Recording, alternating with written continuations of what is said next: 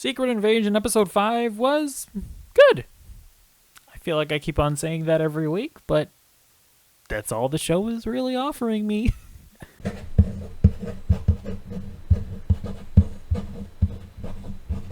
Here's the thing about this show, and I guess I shouldn't get too deep into this until I start reviewing, until I do like my overall review of the show after next week's episode, but the show is good. Like, it's nowhere near as bad or middling as other Disney Plus shows like Hawkeye or Moon Knight or Loki.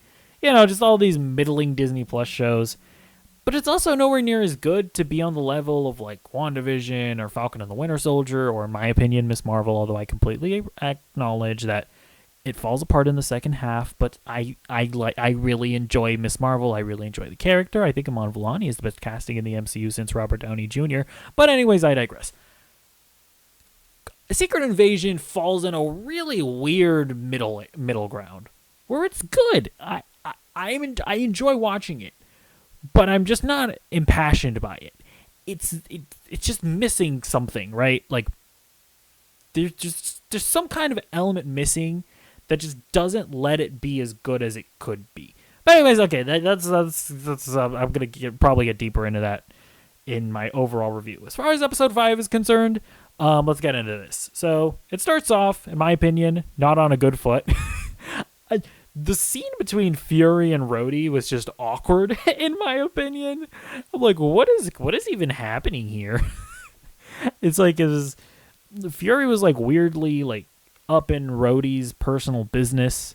I was like, can you guys either kiss or kill each other? This is making me uncomfortable. And it was not nearly as intense as I think they wanted it to be. And I will say as well, like, I get that Gravik doesn't want to kill Fury because he wants to torture him or whatever, but it's just getting weird at this point. It's like they had Fury there. They could have easily shot him, right? Like, Fury technically attacked Rhodey. They very easily could have killed him, and nobody would have... They would have been none the wiser. Or like, nobody would have, like, reprimanded them for it. So there's so much weirdness going on with their motivations. So that whole scene was bad. I did enjoy most of the other scenes. Like, I like the scene with Gaia and Nick Fury's wife. I thought their whole interaction was nice. How she helped them bury Talos or whatever. I guess I do think Talos is dead. By the way, I think that's pretty clear at this point. And I like their whole interaction and whatnot. And then I actually really enjoyed their action sequence where they're taking out the Skrulls that came in, or I assume they're Skrulls. I'm pretty sure they were Skrulls. Although their blood was red. I don't know, who cares? I enjoyed them taking out all the guys, the shooty, the gun, bang bang, ding dong.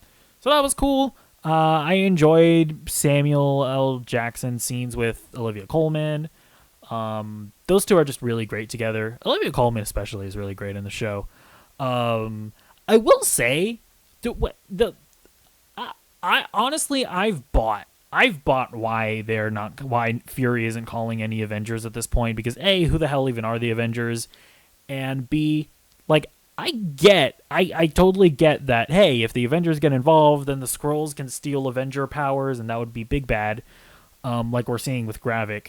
So, like, I do get Fury being hesitant to call in the Avengers, but the reasoning he gives when he's talking to Olivia Colman is just ridiculous. Like, he's like, we can't always be relying on the Avengers. I'm like, what? Why would you include that as part of his reasoning? That's so weird. You would never think that in a million years. It's like, that just makes it so obvious that it's a Disney Plus show and you can't afford to get in, like, Benedict Cumberbatch or whatever. It's like, it's so, and it's like, that's probably not even the case. Like, it's like, they probably would have, they could have convinced Mark Ruffalo to be a part of this if he was in She-Hulk and whatnot. So it was weird. Like, that whole reasoning was silly, and it makes it feel like Agents of S.H.I.E.L.D. when your Disney Plus shows should not be feeling like Agents of S.H.I.E.L.D. But yeah, either way, it's a fine episode. The show is fine. It's fine. Or good. It's like, I enjoy watching it. It's just missing some kind of X factor. Oh, other weird scene. They bring in the guy from Black Widow, and it's like, they present it in such a way where it's like they're expecting people to pop to like, what? It's the guy from Black Widow who gave her technology. He's in this. Oh my god! It's like they were trying to present that guy like he's him. He's not him. Nobody cares about the guy from Black Widow. It's like I was like, oh, am I supposed to know who this is? I was like, oh yeah, I guess that's the guy who gave Scarlett Johansson something or something. What the guy who was like weirdly like simping for for Natasha. If I remember that storyline correctly, maybe I'm misremembering it. I was like, that was such a weird cameo. It's like if they would have been a bit more nonchalant about it, maybe I would have been like, okay, whatever, I guess that's fun. But I feel like they were presenting it in a way where like the camera just sat on that character, and I think they were expecting people to be like, whoa, they got that guy in this show? He's popping up? What? I don't know. Maybe I'm overreacting, but I was annoyed by the presumptuousness on behalf of Kevin Feige for thinking that we were going to pop for that. But I don't know. Either way, I'm interested in the season finale. At this point, I don't expect the season finale to be particularly great. Like, I don't think the show is going to go down as being a great show, but I do think it's going to go down as being better than most of the other Disney Plus offerings. I mean, like, I'll say this. If this is a big if the quality of Disney Plus shows start to pick up from here on out, like if, Marvel Studios seeing the response to the mediocreness of Phase 4 starts upping their content, I do think that Secret Invasion is good enough to sort of be remembered as a show that started their sort of rise of quality when it comes to their Disney Plus content, because it is better than most of what we've gotten so far. But it's just, and I can't even quite put my finger on it, it's just missing something. Like, I'm just not as invested in it as I wish I was. But either way, I'll leave it at that. We'll wait until the finale, and then we'll do a more overall analysis or whatever. And that'll be it for me today. Leave me alone.